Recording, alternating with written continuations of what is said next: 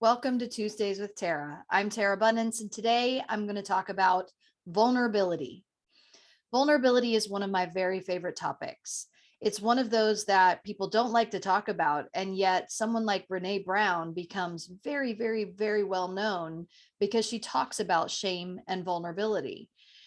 It's one of those topics that people are afraid to approach, afraid to dig into, and yet we all deserve to be able to be vulnerable. So, my goal today is to talk about vulnerability in a way that really just broaches the subject, makes it an easy conversation, and just opens the topic up so that for the next month, we will be focusing on vulnerability and giving ourselves opportunity to dig deeper, just go a little further than we've been willing to go before. And that means in our personal lives, in our work lives, in our family, in our friendships, really just any situation that brings up our stuff, being able to be vulnerable in that moment, really being able to be conscious and present enough to allow ourselves to be real, to be authentic, to be open, because authenticity opens us up to being vulnerable. People are often afraid to open up to authenticity and vulnerability because both of those energies are things that cause our stuff to come up, cause our fears to show up, our anxiety, our anger, our great joy and bliss.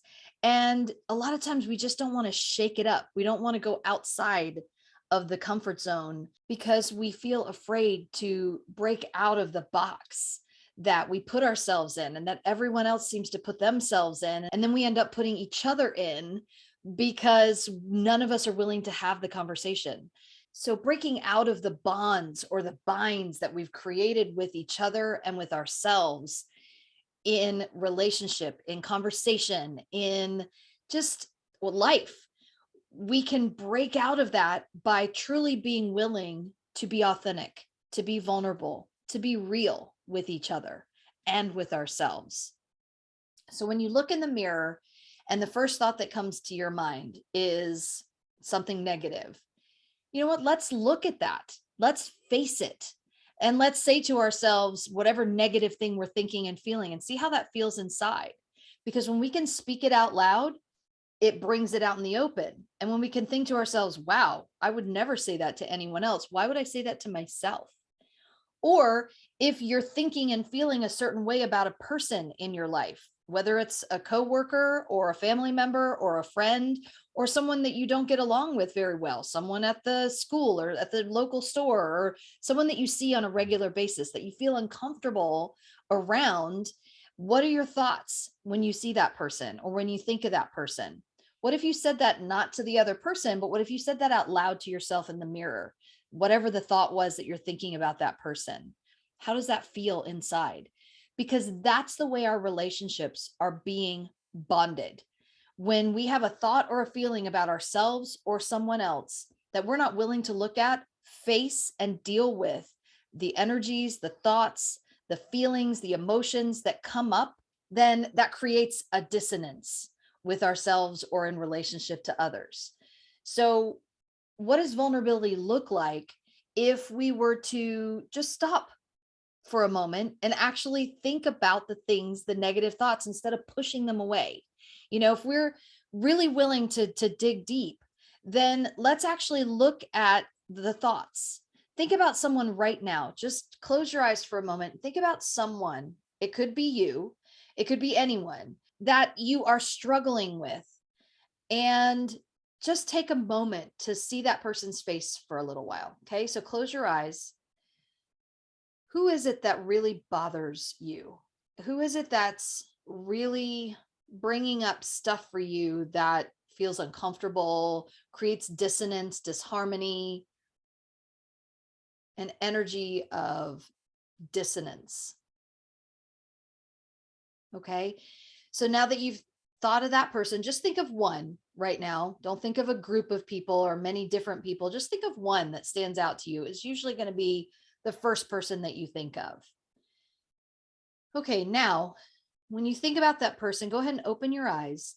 When you think about that person, what are your thoughts? Go ahead and say them out loud right now or write them down on a piece of paper. What are your thoughts? Are they negative? Are they aggressive? Are they judgmental? Really give it some thought. Really let yourself dig into the feelings that you have and the thoughts that you have when you think of this other person. And again, it could be you. What are your negative, disharmonious, dissonant, disconnected, separation thoughts about that person? So just think of them, think about those thoughts. If you wrote them down, look at them several times. If you said them out loud, really let that vibration, that energy resonate around you. How does it feel? When we can get in touch with those thoughts and feelings, then we recognize the energy we're putting out into the world. Think about that person again. And now imagine seeing them in person and feeling the way that you just felt when you were writing those words down or thinking those thoughts about that person. Imagine that that's what's creating the disconnect. And as you recognize that feeling, just take it in. Because what are we doing to ourselves if we're letting ourselves be affected so strongly in such a negative way by our thoughts and feelings about ourselves or other people? So anxiety and stress comes from the disconnected relationships we had growing up in our childhood. So when you can think about not necessarily your parents, it could be aunts and uncles, it could be people, teachers that you were around a lot. Think about disharmonious, disconnected relationships that you might have had in your childhood. We don't have to dig real deep in it. This isn't therapy. This is just a moment of recognition. Okay. So when we can think about the people that created disharmony, disconnect, and ugliness, anger, frustration, anxiety, stress, worry, depression, sadness, hurt, rage. When we think about those people, think about how those relationships were formed, whether they started from early childhood or they started in later childhood when we started going to school, or between, say, birth and early 20s. When we can think about those things that kind of helped form the way our brains function and our brains work around relationships, we can kind of make a connection to why we feel certain things about certain people in our lives today. So if we're being vulnerable, what the truth is that we didn't feel safe. So if we didn't feel safe with those people, then when we find ourselves in relationship or in contact with someone that brings up those feelings of not being safe, what are we going to do? We're going to have judgment because now we're grown-ups. We're going to have real anger. We're going to have resentment. We're going to have things that come up for us that we haven't healed from those childhood wounds. So without even having to dig into the childhood wounds, we can recognize how our relationships are formed today because we don't know how to handle the healing process around the anger, frustration, sadness, disharmony, disconnect, dissonance that we had or were taught to have as children. When the people in our lives that are supposed to be taking care of us can't keep it together for one reason or another, could be based on their past.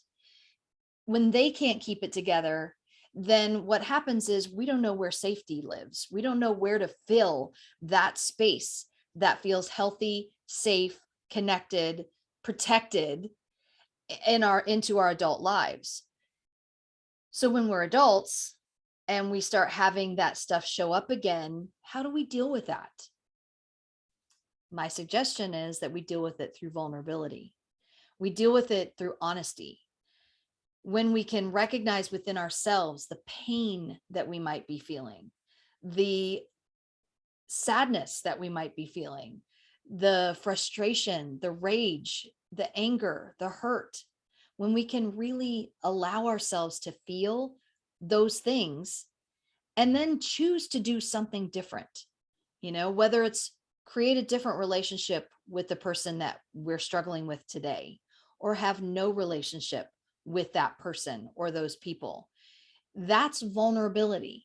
When we decide that we're going to change the way that we have those relationships in our lives, that's when we start being very honest with ourselves. That's when we start healing. That's when we start coming to our own rescue. Because as children, we're not always able to do that. But as adults, we absolutely can through vulnerability and authenticity.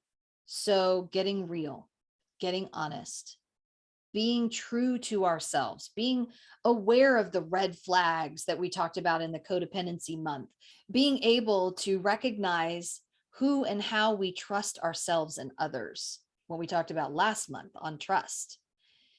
So looking at how codependent relationships are started, how we learn not to trust people or ourselves, and being able to dig a little bit in those realms last month and the month before, we were able to start bringing up this awareness and this energy and this connection to being able to be vulnerable. Because when we're children, if we were vulnerable, sometimes we got hurt. So what that teaches us inside is I can't be vulnerable or I'm going to get hurt. But we're grown-ups now. So we get to heal that inner child wound by taking better care of ourselves and being real, being more honest with how we're feeling in each and every moment. Trauma comes from the places of not feeling safe. So when we don't feel safe in our lives, we don't know how to be vulnerable. So what we can do is we can remove ourselves from that situation. What we can do is deepen our relationship with ourselves around trust, around red flags, around deal breakers, around aha moments, around intuition and instinct and guts. When we can listen to that inner voice that says, this is not a safe place for us. It's okay for us to say, I'm not feeling comfortable or safe, and leaving the situation. I had a teacher in my spiritual center a few years back who used to say vulnerability is the new sexy. And the first time I heard that, I was like, I didn't get it. But after some thought, I realized it's absolutely true. We all can recognize people who've been vulnerable in our lives. Don't you feel connected to those people? Don't you think, wow, I sure wish I could be that vulnerable. I sure wish I could be that authentic. I sure wish I could be that real about my feelings. But what it does is it brings us closer to that person. So when we start showing up as vulnerable and recognizing that we can trust ourselves because we trust our intuition and our instincts, and we're getting past our codependency stuff, we can really make those bonds happen through that vulnerability. That doesn't mean throwing your fears and pains on the person that's creating or causing that dissonance or discord.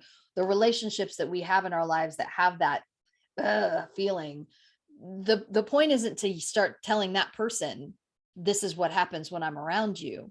The point is going home after an interaction with that person and thinking, what is it that's causing me so much disconnect from this person? Why am I so upset when that person is around me? Why do I feel so unhappy, uncomfortable? Like, I don't want to be around that person. Why do I feel that way? It's not necessarily about the other person. And if it is, it's very okay to just remove yourself from that relationship. Find a way to take care of your health and your body and your mind, because our inner work is what's going to guide us to those healthier relationships, healthier bonds, healthier connections, partnerships, friendships, relationships with our family and friends and our coworkers and our work and the jobs we do in the world.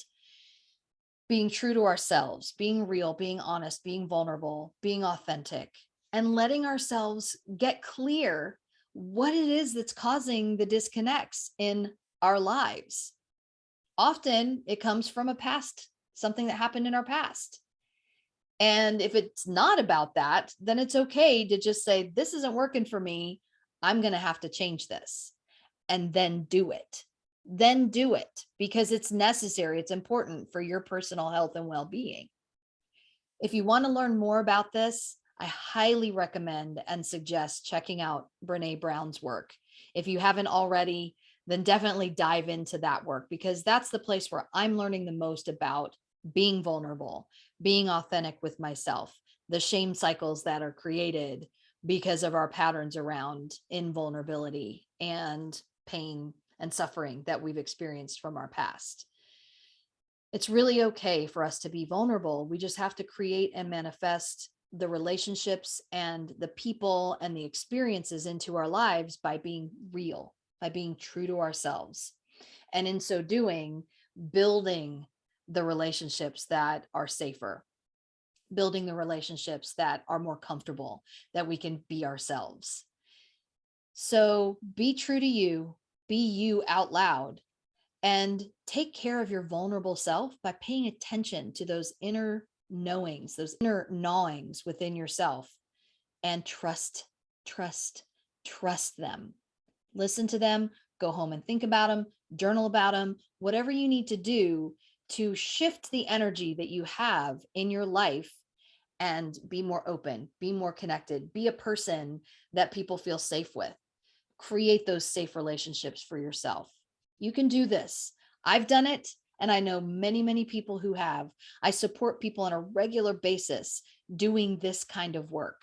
So please do your best to be vulnerable this month. Look into what it means for you to be vulnerable. Listen to that inner voice. It's always there to support you. It's worth it for you to have a deeper connection to your vulnerable self. So thank you so much for joining me this and every week on Tuesdays with Terra. Have a blessed and beautiful day, and I look forward to seeing you next week.